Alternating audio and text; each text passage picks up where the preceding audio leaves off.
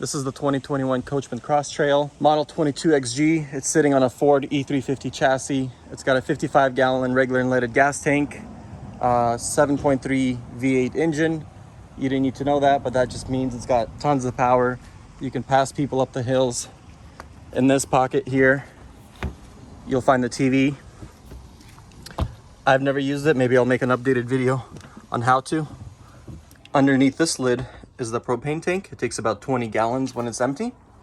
You would fill it here. The gas station attendants would hook up.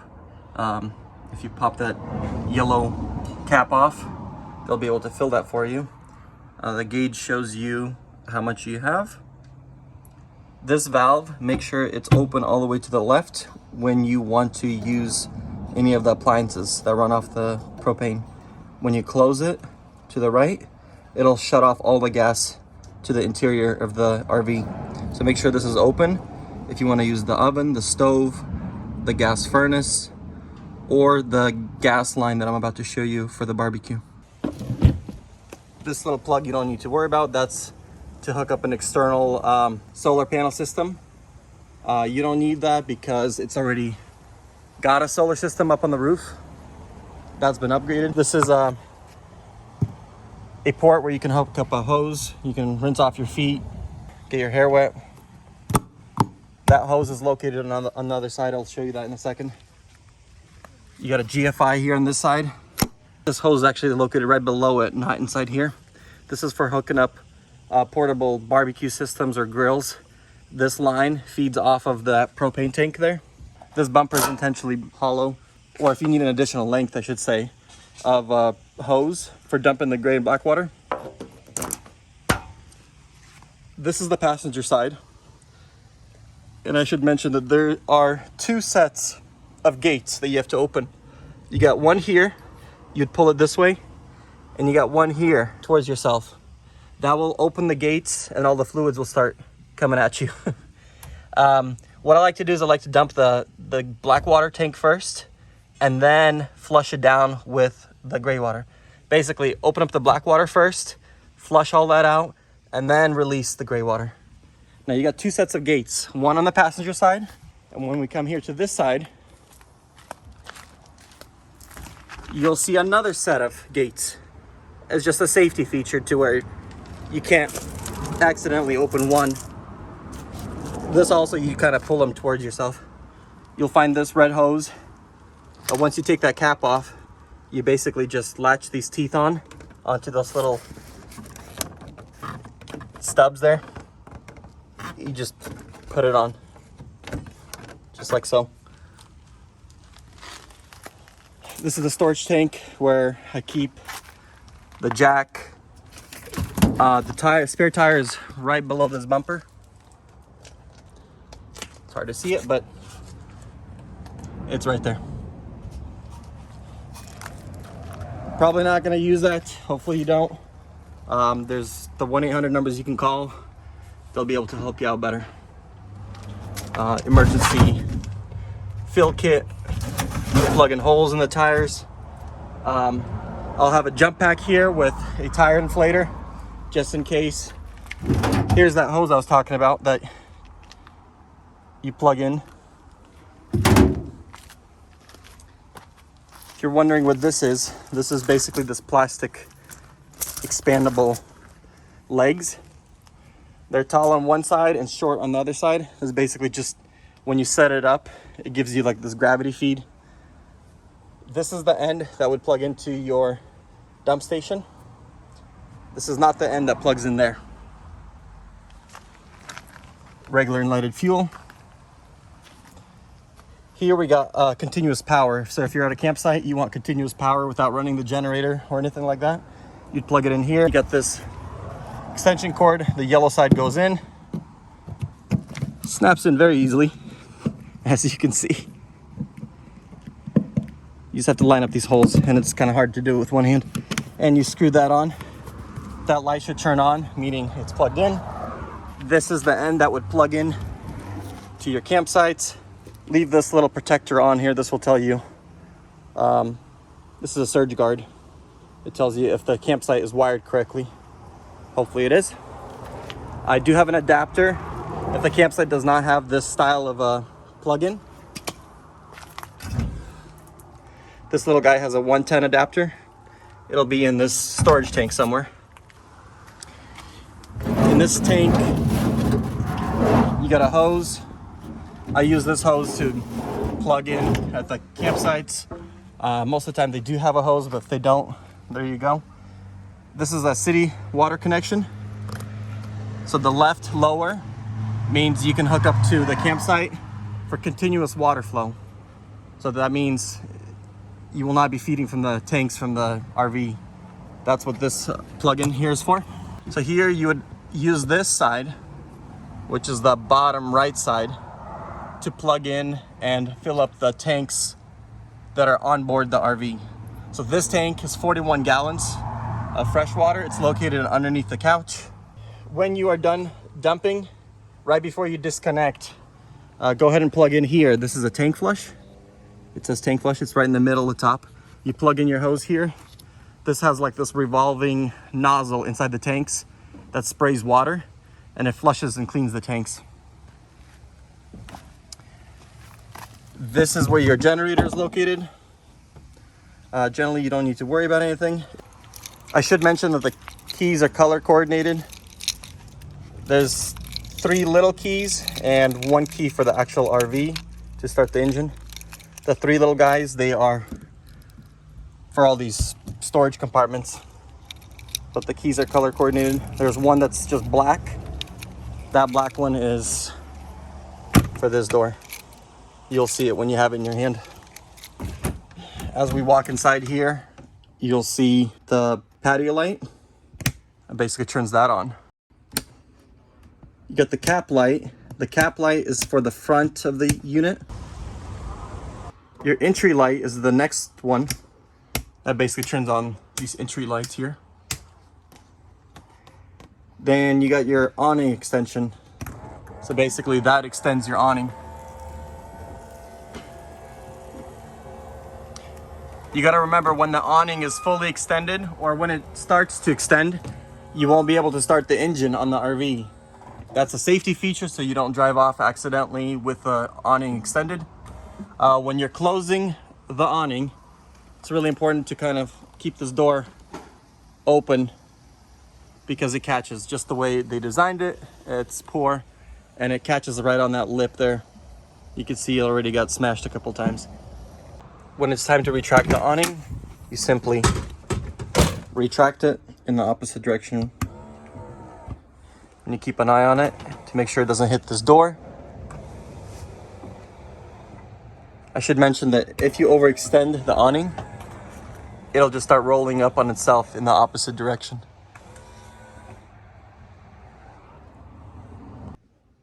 On this panel here, just above these light switches and the awning, here you will find the water pump.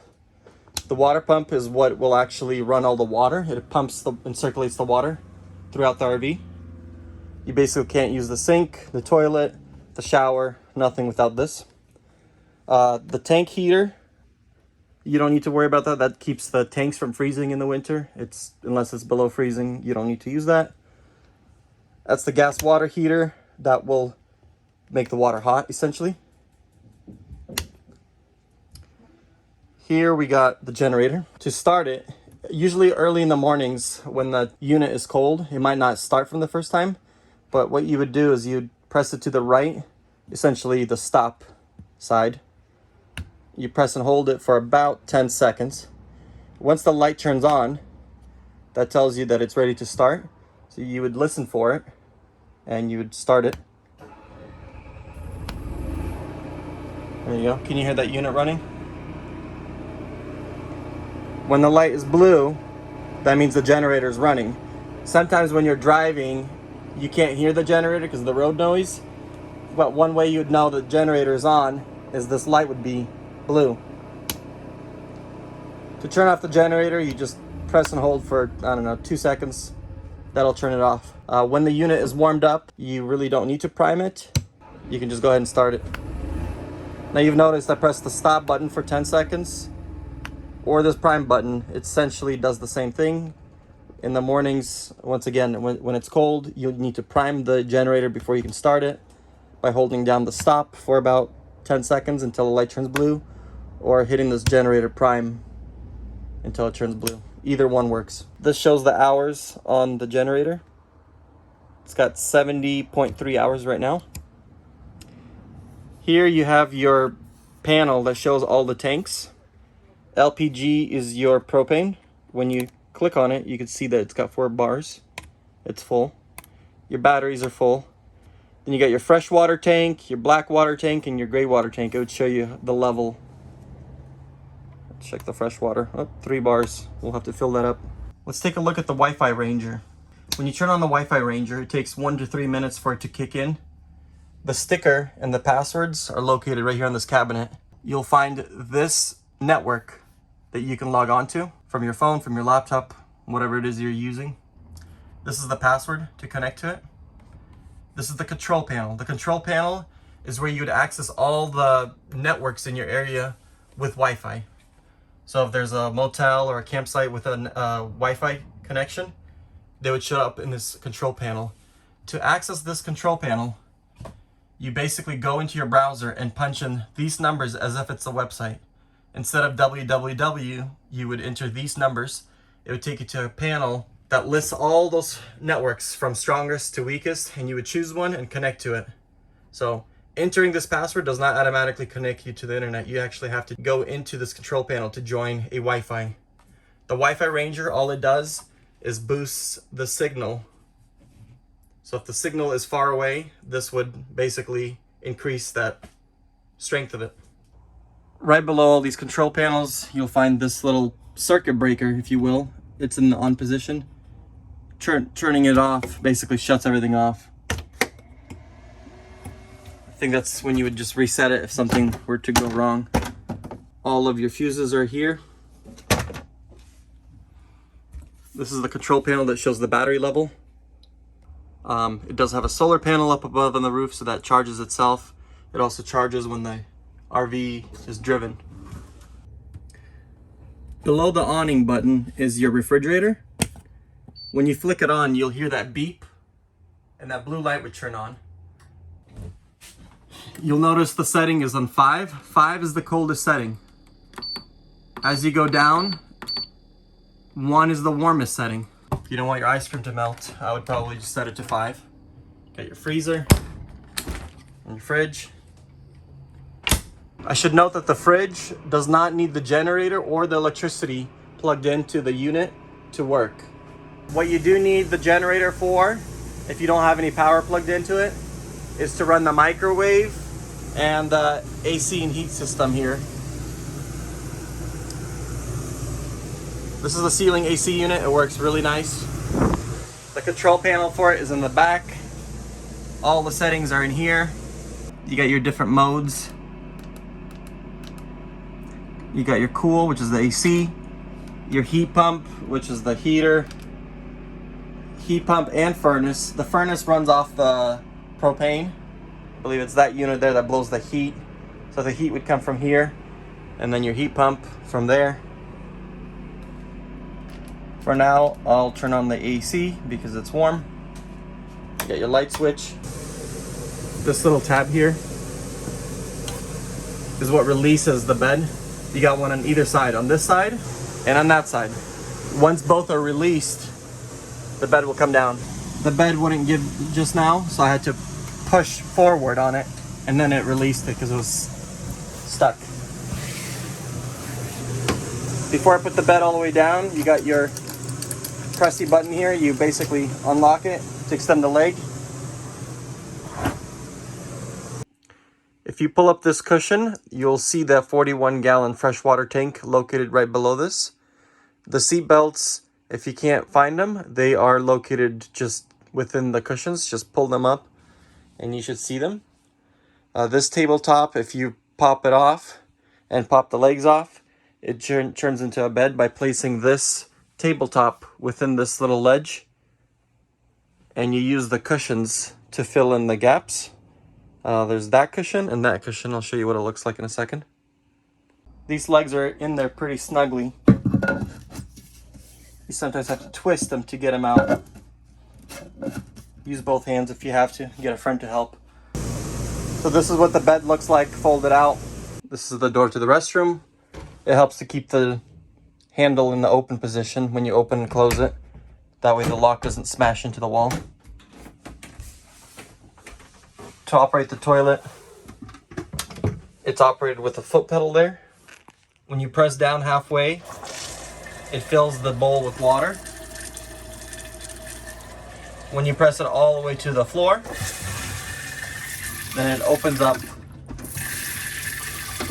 So I like to keep a little bit of water in there. With every tank, add one of these bio packs. For the toilet bowl, I like to use some Fabuloso. It freshens things up. Just pour a cup in there and that should do it. Here's the shower curtain. It's a little cheesy, but it works. It locks in there to press and it slides back. When I use the shower, what I like to do is bring this down. Bring it down so it doesn't spray you in the face. I turn on the hot water, the cold water, I mix it, I make sure I got the right temperature. Be careful because it can get really, really hot. So you don't want to blast the hot water off the bat. To use the stovetop, you simply turn on the gas and you create a spark by turning this clockwise. If you're not getting this to work, you're either out of propane or that knob is turned to the right. Make sure it's turned all the way to the left to keep that knob open. To use the oven, you want to press this in and stop on the flame. It'll automatically stop. It won't let you go any further if you keep pressing and holding. If you let go, the gas will stop. So again, you press in and you keep holding. Don't let go. If you let go, it's not going to work. So you have to press in and hold it there. And then you want to flick the spark. And keep flicking the spark until the pilot light comes on. Let's take a look and see if it is the pilot on. Yep. Once the pilot light's on, you can then set your temperature. Set my temperature and the big flame came on. So both of these chairs swivel 180 degrees. To operate them, you just pull on this lever here. There's another one here. It's missing that little indicator, but it's just a lever here in the corner. You pull on it. It pulls the chair around.